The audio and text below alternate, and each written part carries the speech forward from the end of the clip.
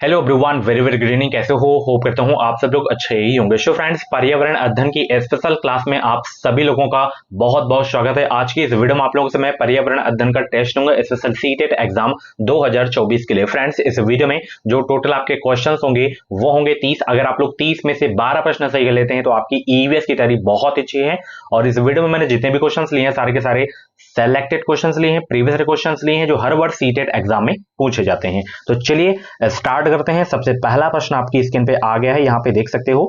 देखिए, जो ईवीएस वाला जो आपका क्वेश्चन होता है इसमें ज्यादा नया क्वेश्चन नहीं पूछता है, एग्जाम में रिपीट बहुत करता है। तो आप प्रीवियस केवल करके जाओ, आप क्वालिफाई करके आओगे, ठीक है ना। और इसमें कम से कम 20 प्लस स्कोर करना है आपको एग्जाम में, ठीक है। एग्जाम में 20 प्लस स्कोर आपको करना है, आराम से कर लोगे आप लोग, ठीक है ना। तो इसमें आपका कंटेंट मजबूत होना चाहिए, तभी आप अध्यापन वाले प्रश्न कर पाओगे, पेडागोजी वाले प्रश्न कर पाओगे। कंटेंट स्ट्रांग रहेगा तभी आप पेडागोजी कर पाओगे। चलिए, पहला प्रश्न है, टैपियोका पौधे का खाने योग्य हिस्सा ए है और यह बी में प्रचुर मात्रा में उगाया जाता है। ए और बी क्रमशः क्या है, बताइए। यहाँ पे ए पे क्या आएगा, बी पे क्या आएगा, बताइए सब लोग। बहुत अच्छे भाई, सभी को गुड इवनिंग। दोपहर वाली क्लास अगर आप लोग नहीं देखे हो तो जाके देख लेना, और भी क्लासेस आपको प्लेलिस्ट में मिल जाएंगी। तो यहाँ पे टैपियोका जो है पौधे का खाने योग्य हिस्सा, ये आपका जड़ हो जाएगा। यहाँ पे जड़ है और यह जो है केरल में प्रचुर मात्रा में उगाया जाता है, ठीक है ना। जो टैपियोका आपका है यह केरल में उगाया जाता है, ठीक है ना। ऑप्शन यहाँ पे आपका जो है तीसरा वाला बिल्कुल करेक्ट हो जाएगा। माइंड में सेट कर लेना, टैपियोका बात आए तो केरल याद रख लेना आप लोग, ठीक है, केरल में आपका है। चलिए, अगला प्रश्न यहां पे देख सकते हो। यहां पे ए की कमी से रक्त अल्पता यानी कि एनीमिया होता है, और बी तथा सी ए के उत्तम स्रोत हैं। ए बी सी क्रमशः क्या है, यानी कि किसकी कमी से एनीमिया होता है ये आपको बताना है। कैल्शियम की कमी से, लोहे की कमी से, लोहा या जो है कैल्शियम से, बताइए। और स्रोत भी कौन से हैं ये आपको बताना है। तो देखिए, जो एनीमिया होता है वो आयरन की कमी से होता है, ठीक है ना। आयरन यानी कि लोहा की कमी से होता है। और इसके जो स्रोत आपके हैं वो आपका पालक हो जाएगा और खजूर यहाँ पे हो जाएगा, ठीक है ना। तो यहाँ पे ऑप्शन तीसरा वाला आपका बिल्कुल भाई करेक्ट हो जाएगा। ओके, ये क्वेश्चन बहुत रिपीट होता है, इंपॉर्टेंट लिख लीजिएगा। जितने भी मैं ईवीएस के क्वेश्चन करवाऊंगा सारे के सारे प्रीवियस के ही क्वेश्चन करवाता हूँ जो हर वर्ष आपके एग्जाम में पूछे जाते हैं। ये बिल्कुल नए लेटेस्ट क्वेश्चन है, आपके फरवरी 2023 के एग्जाम में पूछा गया प्रश्न है, ठीक है। चलिए, अगला प्रश्न आपकी स्क्रीन पे है। अंजलि नई दिल्ली से तिरुवनंतपुरम रेल द्वारा यात्रा कर रही है। अपनी रेल यात्रा के दौरान वह निम्नलिखित में से किन नदियों से गुजरेगी? नर्मदा, गोदावरी, गंगा या यमुना, दामोदर, कृष्णा या नर्मदा, गोदावरी, कृष्णा या यमुना, महानदी या गोदावरी, बताइए। नई दिल्ली से तिरुवनंतपुरम रेल यात्रा कर रही है अंजलि, तो वह रेल यात्रा के दौरान किन नदियों से गुजरेगी आपको बताना है। मैप आपको अच्छे से आना चाहिए, मैप। एक क्वेश्चन मैप से जरूर आएगा आपके एग्जाम में, ईवीएस में। तो वो जो है नर्मदा नदी और कृष्णा नदी और गोदावरी नदी से जो है गुजरेगी। ऑप्शन यहाँ पे आपका जो है तीसरा वाला बिल्कुल करेक्ट हो जाएगा। वीडियो को लाइक कर दो, शेयर कर दो सब लोग। अगला प्रश्न आपकी स्क्रीन पे है। कौवे लकड़ी के छोटे छोटे टुकड़ों का इस्तेमाल करके वृक्षों पर अपना घोंसला बनाते हैं, लेकिन कौन सी वो पक्षी है जो अपना घोंसला नहीं बनाती है और अपने अंडे कौवे के घोंसले में देती है? तो एक्स कौन है, यहाँ पे खाली स्थान भरना है आपको। ये बहुत इंपॉर्टेंट क्वेश्चन आपके एग्जाम के लिए। तो देखिए, कोयल एक ऐसी मतलब चिड़िया है, पक्षी है, जो कभी अपना घोंसला नहीं बनाती है। ये हमेशा कौवे के घोंसले में अपना अंडा देती है, ठीक है ना। तो यहाँ पे ऑप्शन आपका जो है तीसरा वाला बिल्कुल करेक्ट हो जाएगा। याद कर लेना, बहुत इंपॉर्टेंट क्वेश्चन आपके एग्जाम के लिए। अगला प्रश्न आपकी स्क्रीन पे है। यहाँ पे खाली स्थान भरना है कि यहाँ पे किसके जिले में इत्र, गुलाब जल और केवड़ा जल बहुत बड़े पैमाने पर तैयार किया जाता है। एक्स वाई क्या है, यहाँ पे खाली स्थान आपको बनना है, बताइए। कौन सा वो जिला है, किस प्रदेश में है, ये आपको बताना है, जहां पे इत्र, गुलाब जल और केवड़ा जल बहुत बड़े पैमाने पर तैयार किया जाता है। तो वो आपका हो जाएगा कन्नौज। क्या हो जाएगा? कन्नौज हो जाएगा, ठीक है ना। इत्र नगरी के नाम से जाना जाता है। तो यहाँ पे ऑप्शन आपका जो करेक्ट हो जाएगा दूसरा वाला बिल्कुल करेक्ट हो जाएगा, ठीक है। ये इत्र के लिए प्रसिद्ध है। कन्नौज कहाँ है? उत्तर प्रदेश में है, ठीक है। ये भी क्वेश्चन बहुत रिपीट होता है, सारे के सारे इंपॉर्टेंट क्वेश्चन है। अगला प्रश्न यहाँ पे देख सकते हो, देखिए अब यहाँ पे अगर आपका कंटेंट मजबूत रहेगा तो ये वाले आप प्रश्न कर लोगे आराम से। क्या है दावा ए? उबला हुआ अंडा पानी से भरे मग में डाला जाए तो यह खूब डूब जाता है, ठीक है ना, यह डूब जाता है, जबकि नमक वाले पानी में डाला जाए तो यह ऊपर तैरता है। तर्क आर क्या कह रहा है कि अंडे को उबाले जाने पर उसका घनत्व बढ़ जाता है। सही विकल्प आपको चुनना है।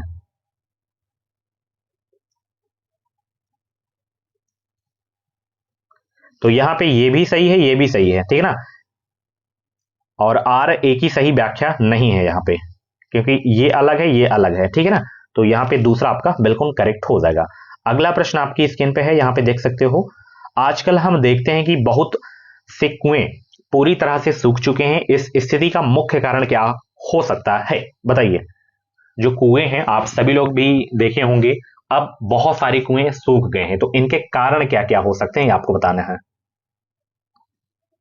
लोगों ने कुएं के समीपस्थ क्षेत्रों में बोरिंग पंप लगाने शुरू कर दिए हैं। कुएं के आसपास के क्षेत्र में मिट्टी कंक्रीट की हो गई हैं। कुओं का पानी दूषित होने के कारण उपयोग में नहीं लिया जाता है। बताइए इसमें कौन कौन सा सही हो जाएगा। तो देखिए इसमें ए और बी ये जो आपके कारण हैं ये मुख्य कारण हैं, ठीक है ना। जो कुएं हैं पूरी तरह से सूख चुके हैं अब बहुत से कुएं, क्योंकि लोगों ने कुएं के समीपस्थ जो है क्षेत्रों में बोरिंग पंप लगाने शुरू कर दिए हैं। इस वजह से कुएं का पानी नहीं यूज करते हैं, कुएं का यूज ही नहीं कर रहे हैं, तो वो सूख गए हैं। और कुएं के आसपास के क्षेत्र में मिट्टी कंक्रीट की हो गई है। ये दो कारण है आपके, ठीक है ना। तो यहाँ पे पहला ही ऑप्शन आपका बिल्कुल करेक्ट हो जाएगा, ए व बी दोनों, ठीक है।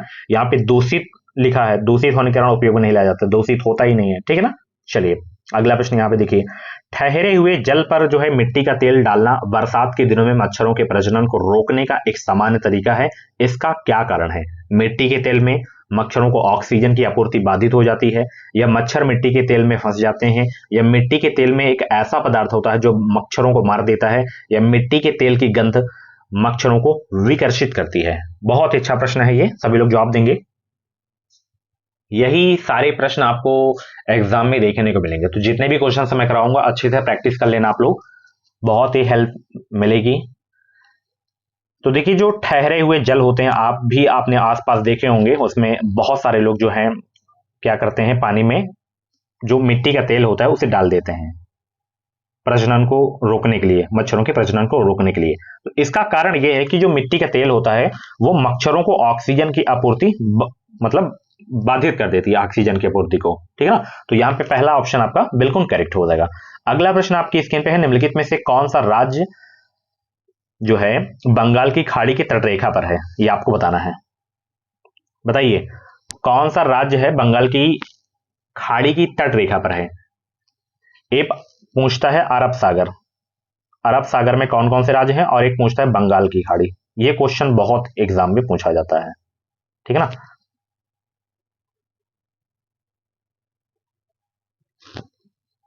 बताएंगे सब लोग।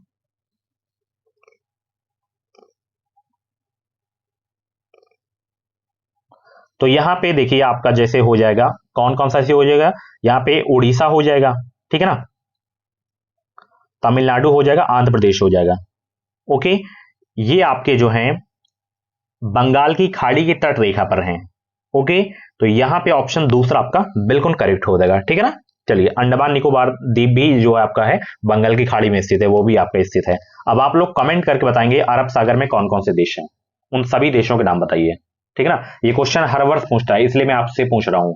गूगल करिए, बुक में सर्च करिए, बट इसका जवाब जरूर देना। और बंगाल की खाड़ी में और भी जो राज्य हैं उनके नाम भी आप लोग बताना, ठीक है ना।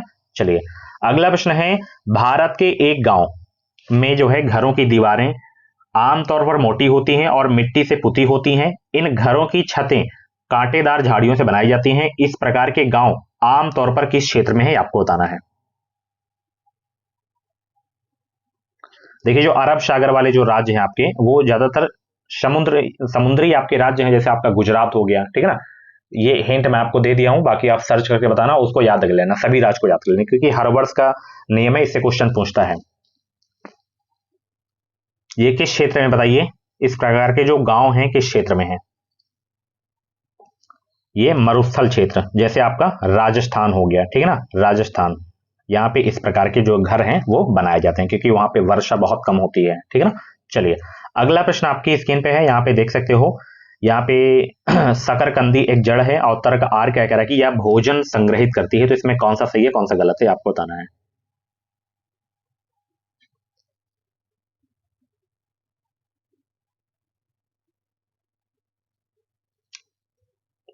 शकरकंदी एक जड़ है, बिल्कुल सही है। यह भोजन संग्रहित करती है, ये भी सही है। ए और आर दोनों सही है, लेकिन आर ए की सही व्याख्या नहीं है इसमें, ठीक है ना, क्योंकि दोनों यहाँ पे अलग हैं, तो यहाँ पे दूसरा ऑप्शन बिल्कुल करेक्ट हो जाएगा। अगला प्रश्न है यहाँ पे, झूम की खेती में खरपतवारों को उखाड़ने के स्थान पर काट और जला दिया जाता है। तर्क आर क्या है कि राख मिट्टी में मिल जाती है जिससे कि मिट्टी की उर्वरता बढ़ जाती है, तो बताइए कौन सा करेक्ट हो जाएगा इसमें।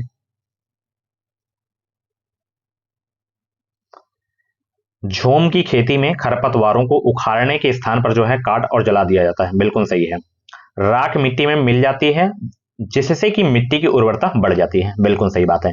ए और आर दोनों सही हैं, आर ए की सही व्याख्या भी करता है, ठीक है ना, तो पहला ऑप्शन आपका बिल्कुल करेक्ट हो जाएगा। अगला प्रश्न देखिए, यहाँ पे वीडियो को लाइक कर दो, बहुत ही कम लाइक है, चलिए लाइक करो सब लोग। अगला प्रश्न देखिए, केचुआ किसानों का सबसे अच्छा मित्र माना जाता है। केचुए खरपतवारों को नष्ट करते हैं, तो इसमें बताइए कौन सा सही है कौन सा गलत है।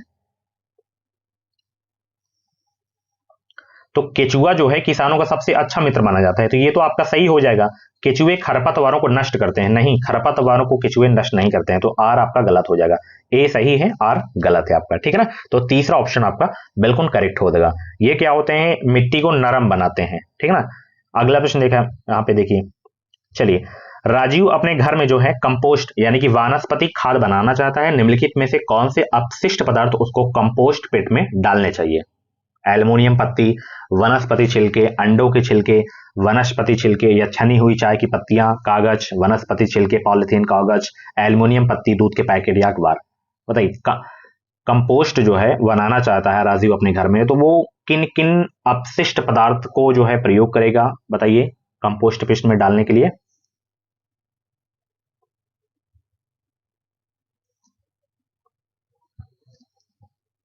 वो वनस्पति छिलके और छनी हुई चाय की पत्तियां और कागज का प्रयोग करेगा, ठीक है ना, ऑप्शन दूसरा आपका बिल्कुल करेक्ट हो जाएगा। अगला प्रश्न आपकी स्क्रीन पे है, यहाँ पे बीज सजीव है क्योंकि वह जो है पौधे का भाग है, या निर्जीव है क्योंकि हम इसको पका सकते हैं, या सजीव है क्योंकि यह एक पौधे में वृद्धि कर सकता है, या निर्जीव है जैसा कि यह शोषण नहीं करता। बताइए बीज क्या है। देखिए बीज सबसे पहले तो एक सजीव है, और क्योंकि यह पौधों में वृद्धि कर सकता है, ठीक है ना, तो यही आपका सही हो जाएगा बीज के बारे में, तीसरा ऑप्शन बिल्कुल करेक्ट हो जाएगा। नेक्स्ट क्वेश्चन है, एक पर्यावरण अध्ययन शिक्षक के द्वारा बच्चों के आकलन में निम्न में से क्या किया जाना चाहिए। बताइए क्या किया जाना चाहिए। एक पर्यावरण अध्ययन शिक्षक के द्वारा बच्चों के आकलन में निम्न में से क्या किया जाना चाहिए। बच्चों के बारे में गुणात्मक कथन लिखना, या बच्चों के सिर्फ कुछ ही बच्चों पर केंद्रित होना, या बच्चों की सीखने की क्षमता पर ध्यान केंद्रित करते हुए जानकारी अभिलिखित करना, या बच्चों के पूर्व अभिलेखों की तुलना करना। बताइए क्या किया जाना चाहिए।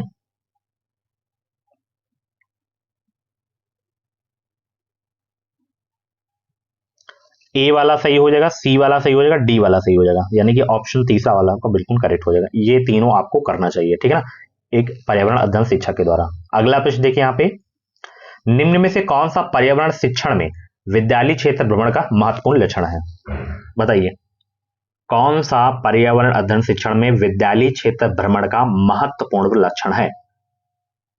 विद्यार्थियों में नई अधिगम जानकारी लेने और सीखने की रुचि जगाना, या विद्यार्थियों और शिक्षक दोनों को नियमित सीखने सिखाने की प्रक्रिया से मुक्ति मिलती है, या शिक्षण अधिगम के लिए निधि का सही उपयोग करना, या अपने बच्चों को पिकनिक पर जाते हुए देख अभिभावकों पर प्रसन्न होना।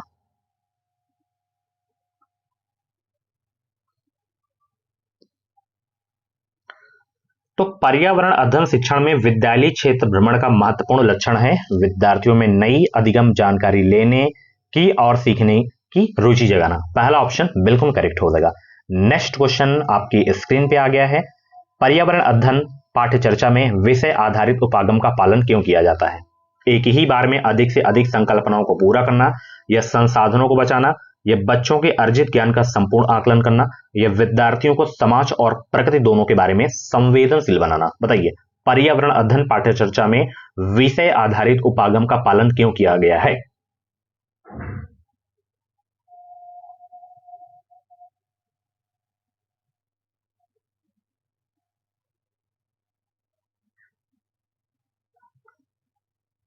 इसलिए बच्चों के अर्जित ज्ञान का संपूर्ण आकलन करना, ठीक है ना। तो यहाँ पे तीसरा ऑप्शन बिल्कुल करेक्ट हो जाएगा। पर्यावरण अध्ययन शिक्षण के संबंध में एनसीएफ 2005 की प्रस्तावना नहीं है। करके सीखने वाली गतिविधियां, या विषय संबंधी उपागम, या विद्यार्थियों के अनुभव व संदर्भ को जोड़ना, या तकनीकी शब्दावली को जानना।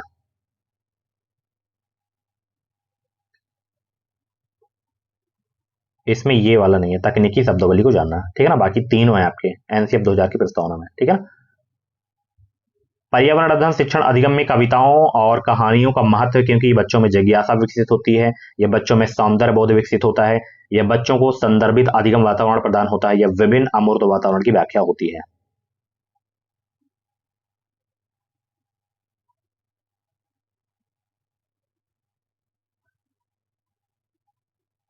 बताएंगे सब लोग। पर्यावरण अध्ययन शिक्षण अधिगम में कविताओं और कहानियों का महत्व है,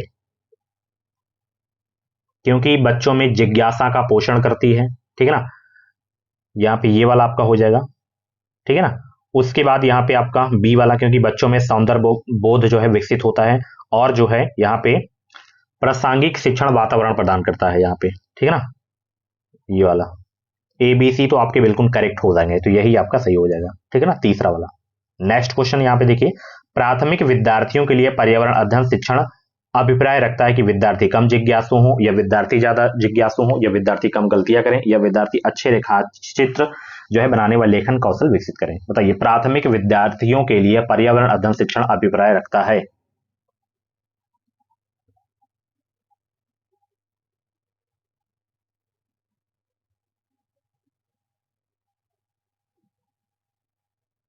ताकि विद्यार्थी ज्यादा जिज्ञासु हो, ठीक है ना। ऑप्शन दूसरा बिल्कुल करेक्ट हो जाएगा। नेक्स्ट क्वेश्चन, पर्यावरण अध्ययन में शिक्षण शास्त्र निम्न में से सभी चलन का समर्थन करता है सिवाय किसके?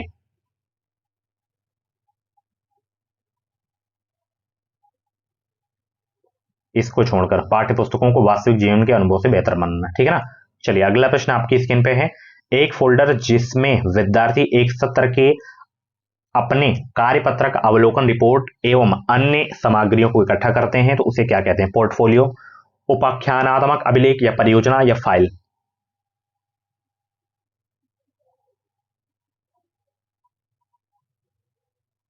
उसे कहते हैं पोर्टफोलियो, ठीक है ना। पहला ऑप्शन बिल्कुल करेक्ट हो जाएगा।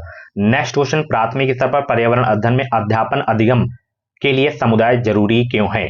यह आसानी से उपलब्ध संसाधन है, या इसमें बड़े और समझदार लोग होते हैं, यह वास्तविक परिवेश में सीखने का मौका देता है, या इसके लिए किसी कोर्स में खर्च की आवश्यकता नहीं होती है। क्योंकि जो है यह वास्तविक परिवेश में सीखने का मौका देता है। ऑप्शन तीसरा बिल्कुल करेक्ट हो जाएगा। नेक्स्ट क्वेश्चन आपकी स्क्रीन पे है, एक पर्यावरण अध्ययन की पाठ्यपुस्तक निम्नलिखित में से कौन सी विशिष्टता दर्शाती है? ये आपको बताना है। बताइए कौन सी विशिष्टता दर्शाती है? बहुत अच्छे,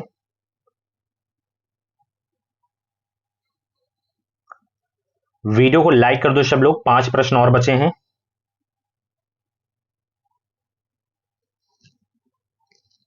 एक पर्यावरण अध्ययन की पाठ्यपुस्तक निम्नलिखित में से कौन सी विशिष्टता दर्शाती है? यह विविध पृष्ठभूमि के विद्यार्थियों की जरूरतों का ध्यान रखती है, बिल्कुल सही है। इसमें वास्तविक कहानियां और घटनाएं, बिल्कुल सही है। सी वाला क्या कह रहा है कि यह एकीकृत रूप से प्राकृतिक और सामाजिक सांस्कृतिक विषय प्रस्तुत करती है, बिल्कुल सही है। तो ए बी सी आपके सही हो जाएंगे, ठीक है ना। पहला ऑप्शन बिल्कुल करेक्ट हो जाएगा। अगला प्रश्न आपकी स्क्रीन पे है, यहां पे देख सकते हो, पर्यावरण अध्ययन पुस्तकों में विभिन्न प्रकरणों में आओ करके सीखे का उद्देश्य क्या है? विद्यार्थियों को संलग्न करने में, विद्यार्थियों को करके सीखने का अनुभव प्रदान करना, वैज्ञानिक शब्दावली को सीखना, या परीक्षा में उत्तम परिणाम द्वारा अधिगम प्रतिफलों की प्राप्ति करना।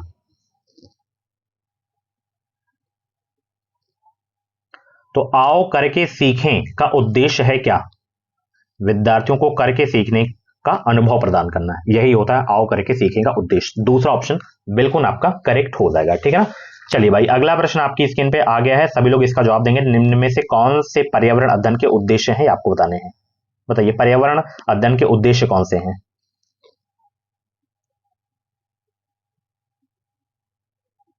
फटाफट जवाब देंगे, पर्यावरण अध्ययन के उद्देश्य हैं कौन से?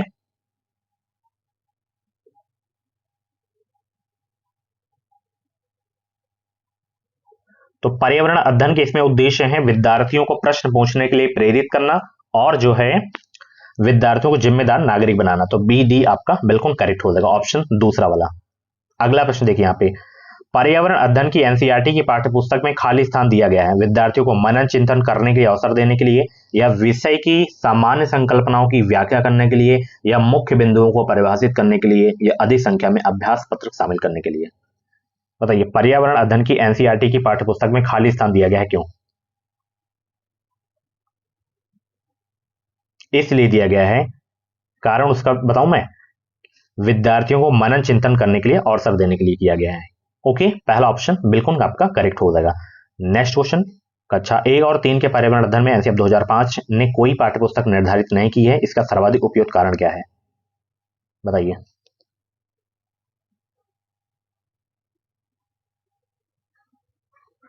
तो इसका सर्वाधिक उपयुक्त जो कारण है आपका, क्योंकि विद्यार्थी संदर्भित अधिगम परिवेश से सीखते हैं और जो है प्राथमिक स्तर के बच्चों का पाठ्य चर्चा के भार को कम करना है, ये आपका है, ठीक है ना। ऑप्शन डी पहला आपका बिल्कुल करेक्ट हो जाएगा, ठीक है ना, ए और D.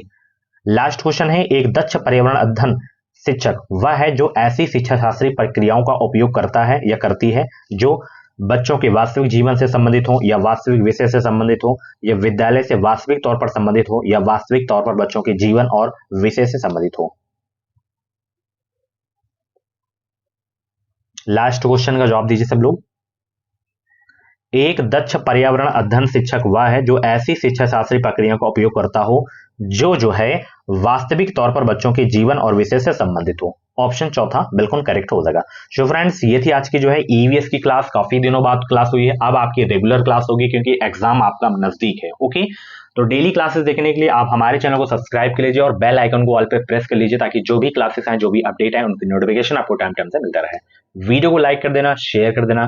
Thank you so much, मिलते हैं अगली क्लास पे। Bye bye, take care.